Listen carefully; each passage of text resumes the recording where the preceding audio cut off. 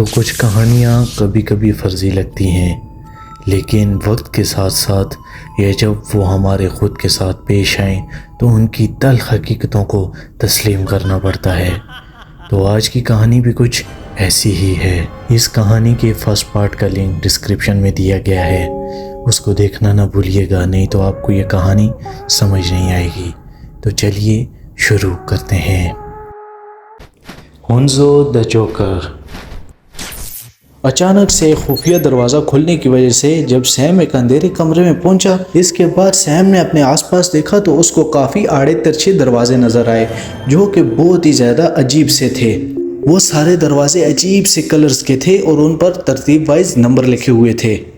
इससे पहले कि सैम कुछ समझने की कोशिश कर पाता, कमरे में लगे एक स्पीकर से आवाज़ आई, अगर सही दरवाज़ा चुनोगे तो तुम आज़ाद हो, नहीं तो तुम्हें हुंजो मिलेगा। अब सैम 3 नंबर दरवाजे की ओर जाने लगा, पर जैसे ही सैम ने उस दरवाजे को खोला तो वो रास्ता बंद था और वहाँ पर तो कुछ भी नहीं था।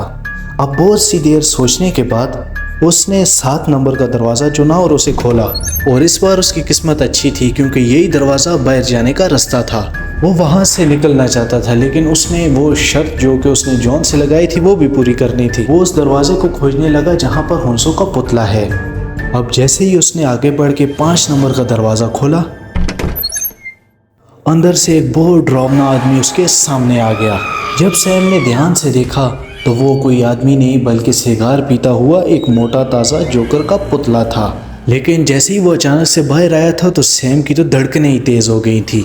सैम को ऐसा लगा कि कुछ सेकंड के लिए उसकी सांसें ही रुक गई। अब उसने खुद को समझाया कि वो सिर्फ और सिर्फ एक पुतला है।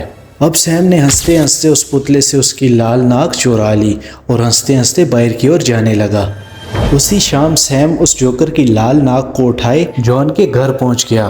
फिर वो नाक अपने दोस्त के चेहरे पर लगाई और उस पर जोर जोर से हंसने लगा। अब जॉन ने गुस्से में आके उस लाल नाक को दूर फेंक दिया और गुस्से की वजह से अपने घर के अंदर चला गया। सैम उस नाक को ढूंढता ढूंढता घर के बैकयार्ड तक जा पहुंचा।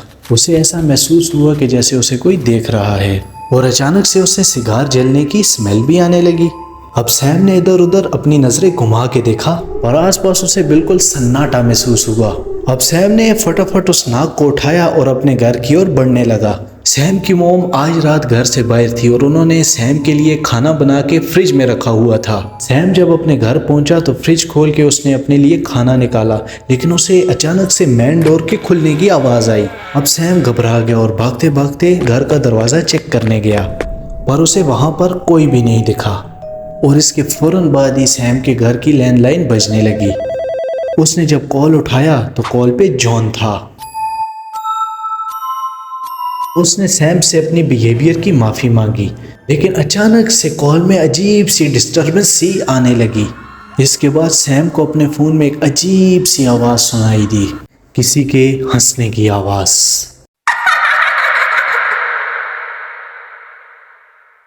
अब फ़ोन की दूसरी ओर एक बहुत डरावनी और ईवल किस्म की हंसी की आवाज़ आ रही थी। ये आवाज़ बिल्कुल वैसी ही थी जैसे कि मेले के टेंट के स्पीकर से आ रही थी। अब तो सैम के हाथों से फ़ोन ही छूट गया, लेकिन अभी भी उसको शक था कि कहीं उसका दोस्त उसके साथ कोई मजाक न कर रहा हो। अब दोबारा से उसने वो फ़ोन उठाया और दोबारा से जॉन को कॉल करने लगा, लेकिन इस बार तो जॉन की आवाज़ भी नहीं आई। सैम को अभी वही हंसी की आवाज़ सुनाई देने लगी। उसने एकदम से फ़ोन काट दिया, लेकिन वो हंसी की आवाज़ अभी तक बंद नहीं हो रही थी और फिर आहिस्ता आहिस्ता वो आवाज़ उसके पूरे घर में गूंजने लगी। सैम की हालत घबराहट के मारे बहुत ख़राब होने लगी थी। अब अचानक से उसकी नज़र किचन की दीवार पर गई। वहाँ पर लाल रंग से कुछ लिखा हुआ था, HANZO, और उसके पूरे घर में सिगार का धुआं भर गया था। सैम बिना कुछ सोचे समझे अपने कमरे की ओर भागा और दरवाज़ा बंद करके अपने कंबल में घुस गया। अब डर के मारे सैम के मुंह से बिल्कुल आवाज़ नहीं निकल रही थी और कमरे में भी अजीब सा सन्नाटा था। इसके बाद अचानक से कोई बंदा सैम के दरवाजे को ज़ोर ज़ोर से खटखटाने लगा। ऐसा लग रहा था कि मानो वो दरवाज़ा कुछ ही सेकंड में टूट जाएगा।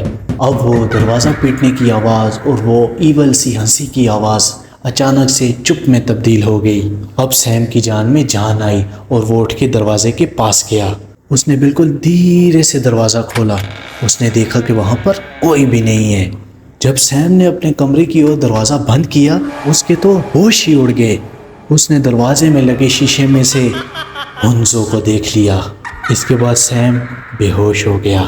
जब सैम की मॉम अपने घर पहुंची तो उन्होंने देखा कि सैम की तो नाक टूटी पड़ी है और वो एक जगह पर गिरा हुआ है और उसकी नाक से बहुत ज़्यादा खून भी आ रहा था। उसको फ़ौरन से पहले हॉस्पिटल में शिफ्ट किया गया।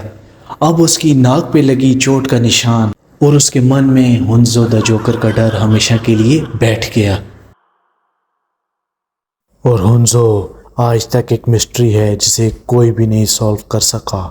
अगर आपको हमारी ये वीडियो पसंद आई तो सब्सक्राइब और लाइक लाजमी कीजिए।